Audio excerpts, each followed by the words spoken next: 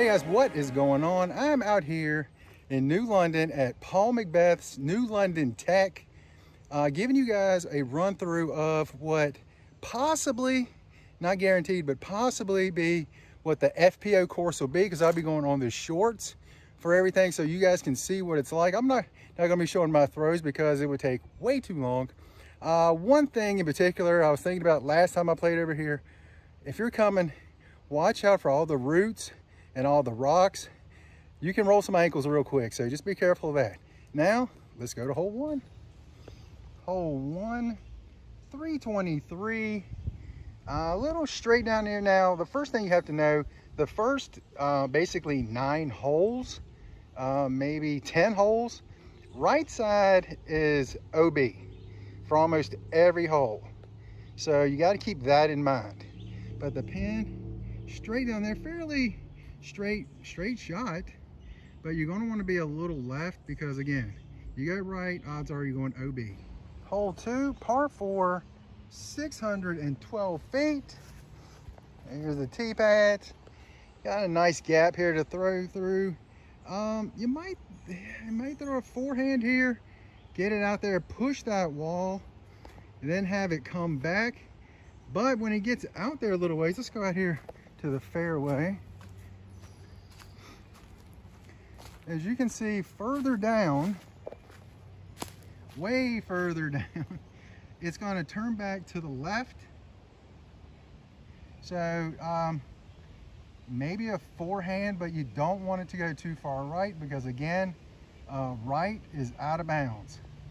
So you want to keep, but again, if you go left, you got wood to contend with, so it's got to be very controlled. There you go. Okay, right here I'm looking back up the fairway toward the tee pin, or not the tee pin, the tee pad. Way down there. This is a very long, tight fairway, so you got to be very careful. Again, you don't want to go to the right coming up, again, left, looking back. Now, I'm right here in the bend of the fairway, and you can see the pin is going to be on the left side after you throw that last shot. So there you go. Hole 3, par 3, 275. Fairly straightforward. Probably 40 and maybe a little soft backhand. The pin is right there in the open. I know it's a shadow there, so it's hard to see, but it's right there in the open. Probably 5 feet from a little downhill on the right. And again, you gotta remember, right is OB. So you gotta be careful of that. There's also an OB long. I don't think there's an OB to the left, but that might just be natural OB with all the trees and everything. So kind of keep that in mind. Hole 4, par 3, 286. As of now, I believe the men and women will be teeing off on the same pad. I don't see any short pads up here. You want to go up the hill, and there's a couple of trees that kind of lean over the fairway. You want to go toward the second one way back there and have it, probably a forehand, and have it turn to the right up there. A little uphill, probably plays 315 or so, something like that. Let's go. Hole 5, 519, par 4. Now, you can't see the pin, but it's basically straight back there in the woods. And between here and there, there's like a retention pond that's OB. Right is OB, and left is OB. But you got plenty of room out there. Probably, I'm guessing for most of the FPO, this might be a long forehand and have it turn to the right, or you have some backhands, kind of throw up the hill, have them fade back a little bit. Next, hole 6, par 5, 985. This is really the signature hole on the course, mainly because the MPO will be playing from way back there, and they make the turn. It's like 1,200 and some odd feet, like 1,270 or something, and about 280 or so, they make this almost straight left-hand turn, and then you go all the way down there. Now for the FPO, we start on the straightaway. If you can't tell, that is a long, long ways. And then you turn left, you gotta go down a hill, over some OB to basically an island green. It's a long, long hole. When I get all the way down there, I'll take a video from there so you can see going over the OB to the island green.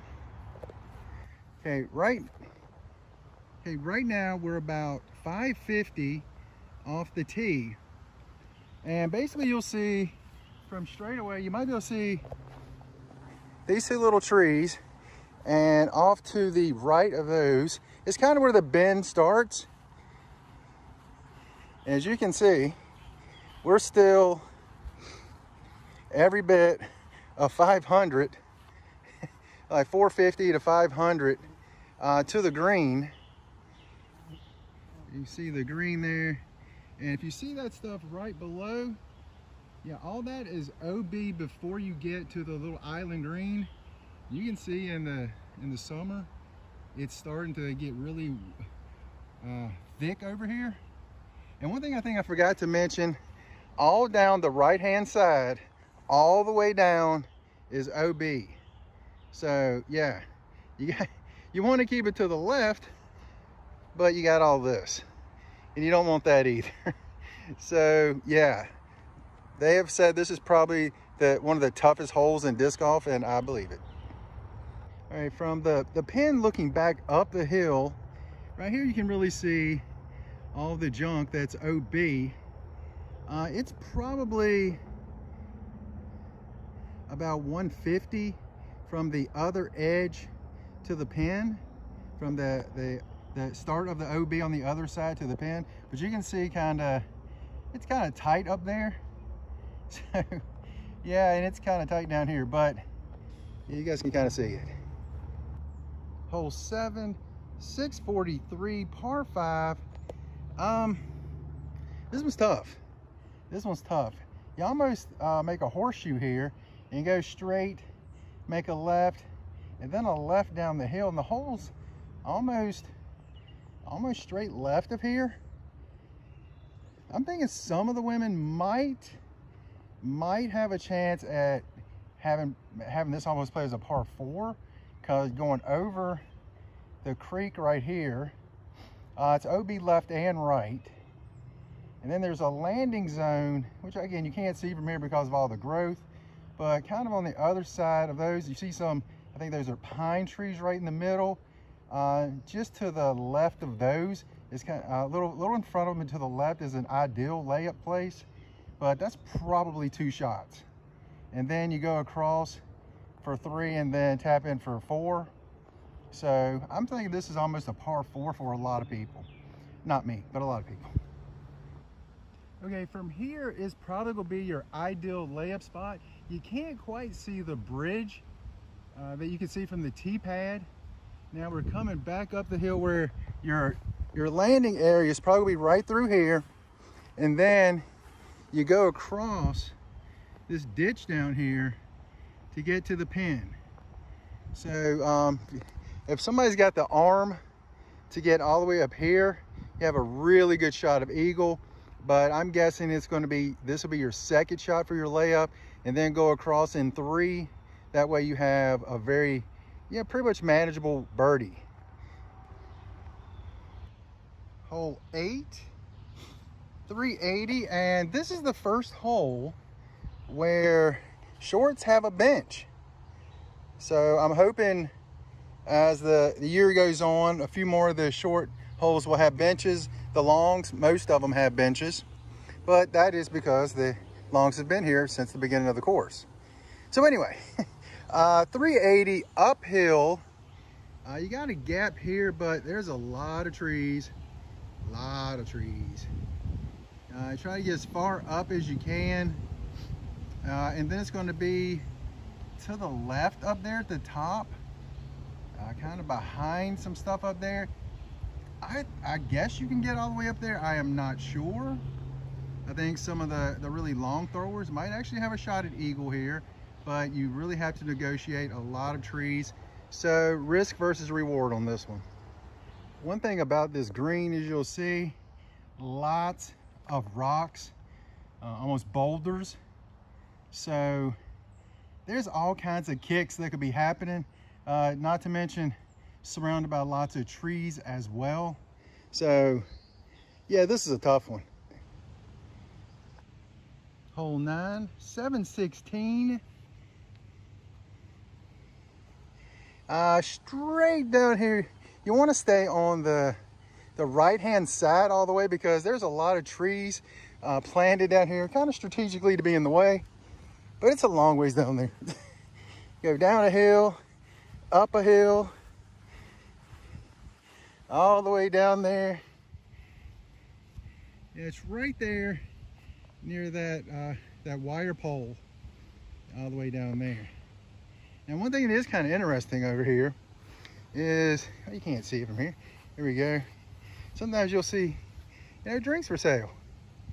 Sometimes they'll be for charity, sometimes they'll just be for profit for people over here. There's usually a couple of them. Right now, I only see one. But let's go.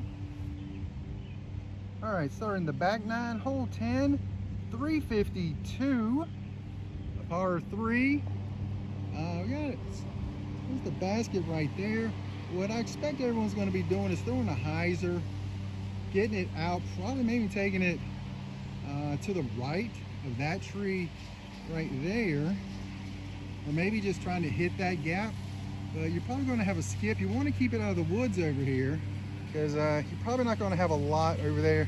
And then you can see right around the pin, you got some mozzarella sticks down there, but generally they're really not in the way very much. Here we go. Hole 11, 327, par 4. Now off the bat, 327, par 4, that seems kind of short, but it's very, very technical. Go down kind of this line, and right as you get to that, what looks like a gap right there, you actually want to turn just before that to the left.